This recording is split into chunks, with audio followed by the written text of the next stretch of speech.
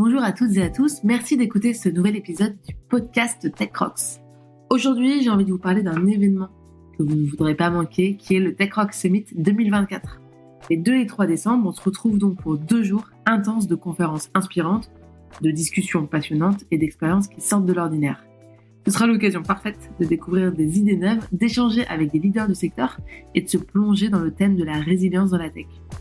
Ça va être un moment vraiment unique, donc si vous avez envie de vous enrichir, de networker ou juste de vous inspirer, eh bien on vous attend, le lien est en description de l'épisode de ce podcast. J'espère qu'on vous y verra nombreux et nombreux et on a hâte de vous retrouver. À très bientôt. J'avais une vie totalement tranquille, ordinaire, j'étais très épanouie et malheureusement un jour j'ai été victime d'un accident et là à ce moment-là tout a basculé, j'ai dû faire preuve de résilience.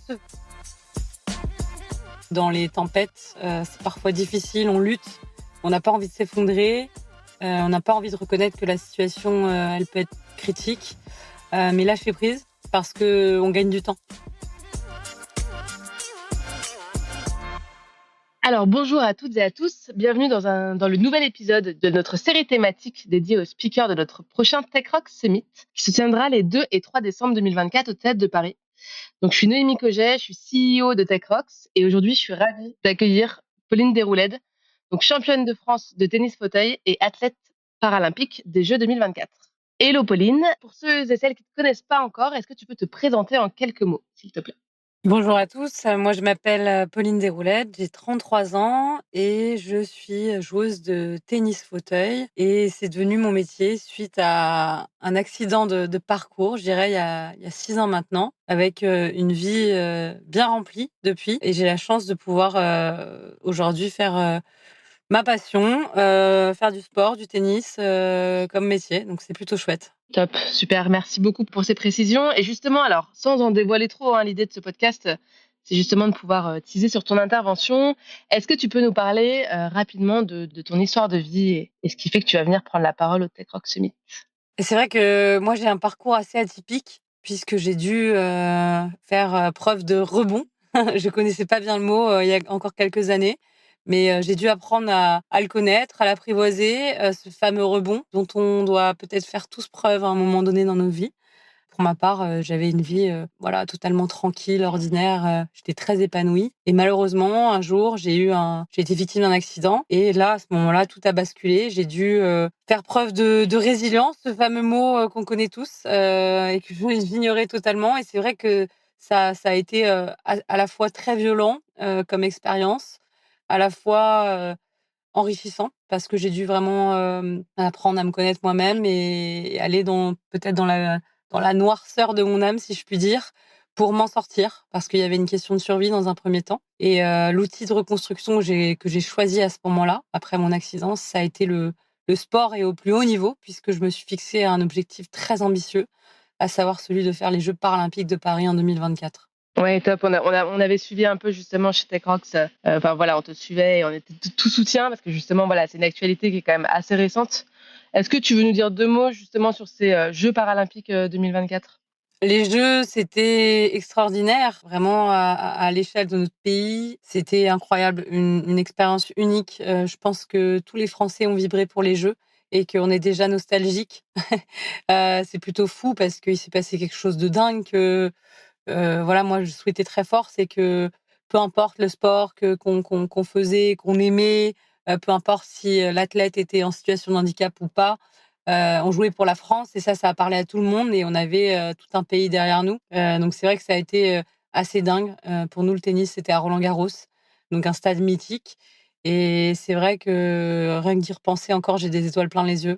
Oui, et puis c'est encore très récent. Alors je le dis parce que si jamais des gens nous écoutent plus tard, donc là nous on enregistre en octobre 2024, donc c'est vrai que les Jeux paralympiques sont très récents.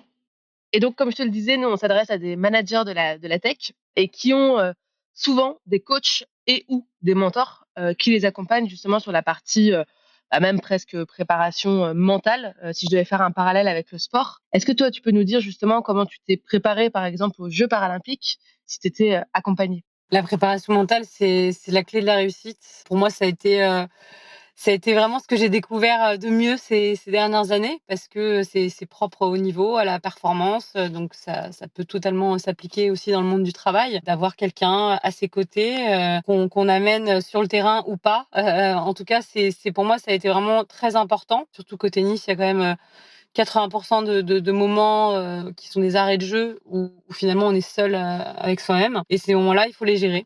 Il faut les gérer donc j'ai, eu la chance d'avoir un préparateur mental, qui m'a accompagnée, ces dernières années, dans les bons comme dans les mauvais moments, avec, plusieurs techniques, hein, ça a été de l'hypnose à l'imagerie, mentale, en tout cas à la visualisation, surtout sur des grands événements comme les Jeux, où on se prépare aux bonnes choses qui peuvent arriver, mais également aux choses un petit peu moins bonnes, pour que le cerveau soit pas surpris, en fait, et que, la réaction, soit pas épidermique et que ça nous fasse pas perdre les moyens. Donc le préparateur mental, moi, il m'a beaucoup servi pour, me préparer à n'importe quelle, situation, surtout, sous stress, avec beaucoup d'enjeux et ça a été vraiment je pense le 1er rôle, de ce coach, auprès de moi parce que, je partais de 0 et voilà, pour moi, la préparation mentale, ça englobe, énormément de choses, c'est très intéressant et c'est peut-être, ce qu'il y a de plus important, dans le travail qu'on fait. Et tu as été accompagnée pendant combien de temps, du coup, au total? À partir du moment où j'ai commencé ma carrière, j'ai, été accompagnée, en prépa mentale, jusqu'à l'événement des Jeux et aujourd'hui encore je continue parce qu'après un événement pareil, par exemple, il y a avant, pendant et après aussi, très important. Il y a un début, et une fin. Voilà, c'est quelque chose qui s'est inscrit dans mon quotidien, au même titre que les entraînements de tennis, de physique, voilà, la préparation mentale fait désormais partie de ma vie. Magnifique. Super, je pense que ça va aider pas mal de monde et puis on trouvera, de jolis parallèles à faire justement avec le public, à qui on s'adresse. En tout cas, c'est important d'avoir des spécialistes, à ses côtés dans les moments de stress. Nous, chez TechRox, on s'adresse aux managers de la tech, donc majoritairement ceux et celles qu'on appelle les CTO, Chief Technical Officer. Et donc, l'idée, c'est que ce sont des personnes justement qui font face souvent, régulièrement, à des défis en raison du contexte économique, du contexte politique. Est-ce que tu as des conseils à donner, des conseils clés à donner avant justement cette fameuse keynote d'ouverture ensemble pour ce super public? Je dirais modestement déjà, de par ma petite expérience, de la vie, de lâcher prise, accepter de lâcher prise parce que dans les tempêtes, c'est parfois difficile, on lutte, on n'a pas envie de s'effondrer, on n'a pas envie de reconnaître que la situation, elle peut être critique, mais lâcher prise parce qu'on gagne du temps, je pense. Ensuite, de bien s'entourer. Voilà, moi je dis souvent que je fais un sport individuel, mais que c'est un travail d'équipe, malgré tout, la performance, la réussite, donc bien s'entourer, se servir des qualités de chacun, dans son équipe, et se reposer, dessus. Je pense que c'est important et il faut jamais l'oublier. La dernière chose, c'est faire preuve de patience. Je pense que là aussi, on gagnerait du temps pour, les managers impatients et c'est une qualité d'être impatient. Il faut dompter cette impatience parce que, les plus longs combats, sont les plus beaux à gagner, je pense et l'impatience, c'est bien, mais il y a parfois, des temps incompressibles qu'il faut laisser passer, qu'il faut traverser et tenir bon.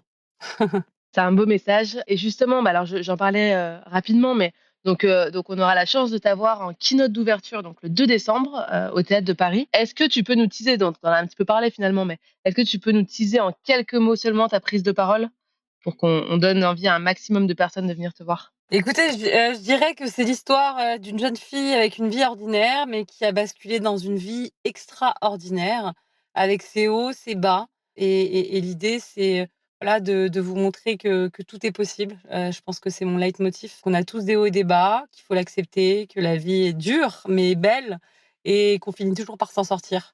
Voilà, donc j'espère que vous serez nombreux et qu'on aura le plaisir aussi d'échanger ensemble. Carrément et justement, nous, on aime bien les formats assez interactifs, hein, donc ce qui est chouette, c'est qu'on pourra te poser aussi des questions sur scène et puis qu'on a la chance, en plus d'être dans un beau théâtre parisien. On a hâte. Enfin voilà, moi je voulais faire un petit coup de projecteur parce que j'ai vu que tu avais sorti un livre, récemment, fin septembre 2024. Décidément, ton actualité, ça ne s'arrête plus et donc voilà, est-ce que tu veux nous en dire justement 2 mots? Parce que ça peut donner aussi envie de venir te voir et d'en savoir plus sur toi. C'est un livre qui s'appelle, Impossible ou Possible, ça dépend comment on veut le lire. Pour moi, c'était important de poser, des mots sur ce que j'ai vécu ces 6 dernières années, même si bien sûr, j'en parlerai plus en détail quand on sera entre nous au théâtre. Mais c'est vrai que voilà, l'idée, c'est de vous parler de l'envers du décor à travers ce livre, à travers l'intervention aussi, parce que l'envers du décor, il n'est pas forcément tout le temps rose. Et j'avais envie d'écrire vraiment la réalité de cette reconstruction, de cet envers du décor qui est parfois dur, mais pour dire que tout est possible, encore une fois. La reconstruction, c'est la somme de plein d'ingrédients avec un entourage d'acier, une arme profonde qu'incarne le sport pour moi. Et voilà, c'est des outils comme ça qui ont fait celle que je suis aujourd'hui, avec ses blessures, bien sûr. Et j'avais très envie de partager ça dans mon livre Impossible. Donc, effectivement, je suis très heureuse d'être en pleine promotion de ce livre. Pour ceux qui vont bien, ceux qui le liront, bah, ils iront encore mieux, je l'espère. Et ceux qui vont peut-être un petit peu moins bien, l'idée, c'est voilà, qu'ils en ressortent plein d'espoir. En tout cas, c'est mon souhait quand vous lirez ce livre. J'espère. Super. Eh ben, on espère aussi. Écoute, Pauline, merci beaucoup pour ton temps. On a hâte, voilà, de voir ta conférence, de pouvoir écouter et puis d'écouter ce beau message d'espoir. Et puis, on se retrouve donc le 2 décembre 2024 au Théâtre de Paris. Avec grand plaisir. Rendez-vous le 2 décembre au Théâtre de Paris. À bientôt. Au revoir.